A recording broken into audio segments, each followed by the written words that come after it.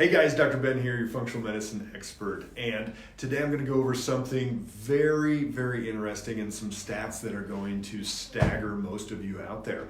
The first thing that we're looking at is prediabetes and diabetes is on the rise in this country. That's not a surprise. Everybody knows that there's way too many people overweight. There's way too many people that have prediabetes and diabetes. But have you seen the stats on young people in this country?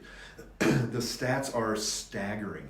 When you're talking about 1 in 5 teenagers has prediabetes or diabetes.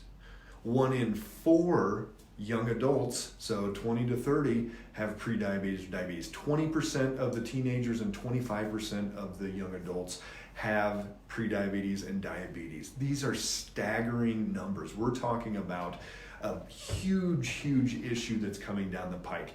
The sooner people are getting prediabetes and diabetes, the longer they're going to have issues over their lifetime, the more complications, the more expenses. There was an amazing study that was just done. I saw it on Yahoo Finance. Yahoo Finance is a finance website. And why were they talking about health? Because they were saying that the millennial generation is already sicker than Generation X, which is more of that 35 to 45, 50-year-old people. The millennials, the 20 to 35, are sicker already than Generation X. And the reason is obvious for a lot of people. It's because the food is getting worse. Eating out all of the time. Very few people actually cook anymore. This is the first generation, the millennials were the first generation with cell phones and sitting there talking to each other, not actually going outside and biking and going out and doing fun things outside and being outside. And it's really getting to that point where health is going to be a determining factor for a lot of negative things that are going to come down. Yahoo Finance was talking about that there's going to be way less hours that the millennials are going to be able to work because of their health issues, and there's going to be a whole lot more sick care expenditures for them over their lifetime than previous generations. Get this, the last 2 years were the first years in history that we had the life expectancy go down.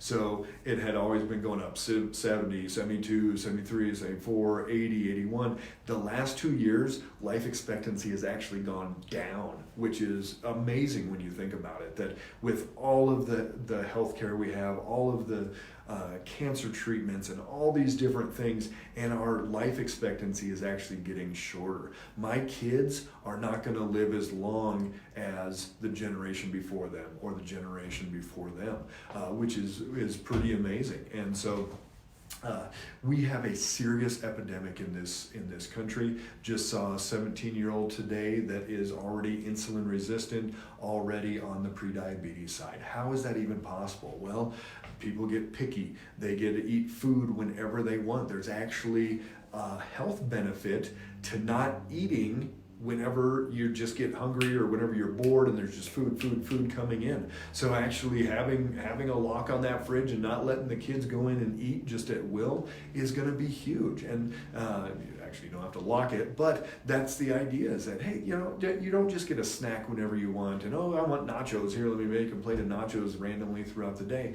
It's got to be give the body a chance to actually get hungry and to process it and to go, okay, well, now I'm actually ready to eat and I'm ready to go. So that's what we see, is that there's these issues with people just satisfying whatever food they want.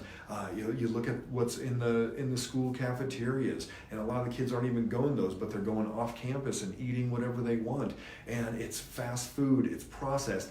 Even at some place like a Qdoba or whatever restaurant like that, it's going to be a very similar process. It's going to be high in sodium, high in the wrong type of fats. A lot of issues are going to be coming around from the food. So again, 20% of teenagers are pre-diabetic or diabetic. 25% of young adults, 20 to 30, are pre-diabetic or diabetic. These issues will lead to heart disease. They call Alzheimer's type 3 diabetes. They're going to start losing their brains. They're going to create inflammation. They're going to get overweight. They're going to have cardiovascular disease at way younger ages than what we've ever seen before. It's an epidemic and it needs to change, and that's the whole point of functional medicine. Like I always say, we can reverse diabetes in as little as 6 to 8 weeks, meaning we will reverse that. We will get it back to where that A1C, that average blood sugar, is in the perfect range. We have people all the time go from 6s, 7s, full-blown diabetic down into the good range in a matter of weeks. Totally possible, totally doable. We see it all the time, but people have to be willing to play the game. Unfortunately, with a lot of these kids, is they're going to have to get sick enough, they're going to have to feel bad enough to go ahead and take some type of an action. And that's the sad part. That's the part that we really hate to see, is because we'd much rather grab these people before they get to that point. But when I look around the office, probably just as many teenagers and 20-something-year-olds come in as we see 50 and 60-year-olds. So it's a huge issue that we're seeing people younger and younger and younger getting these health issues. The prediabetes and diabetes in teens is in that 20% range, 25% for the young adults. That's going to create all these other health issues coming down the pike. So we love working with this type of person, though, because as soon as we figure out, as soon as we start using the blood sugar monitor, boom, that's when the miracles happen and people start changing and growing, and their bodies repair and rebuild very quickly, so much quicker in a child than it does in an adult, a 70-year-old that's been dealing with diabetes for years and years. So we love working with these kind of people, whether it's young adults, teens, or 60, 70, 80-year-olds. We can reverse diabetes in as little as 6 to 8 weeks. It's amazing. We see it all the time. We've got documented proof for patient after patient after patient. It happens, it changes, their bodies can heal. And that's the number one thing to remember and think about through this process, is your body can heal. All right, so if you've got any questions, go ahead and pop it down at the bottom. If you know anybody at all dealing with prediabetes, diabetes, overweight, inflammation, anything like that, send them this video, get them thinking, get them contemplating the process of how the body can truly heal and how we can help them get there. So have a great Christmas, everybody, and we'll be talking to you soon. Take care.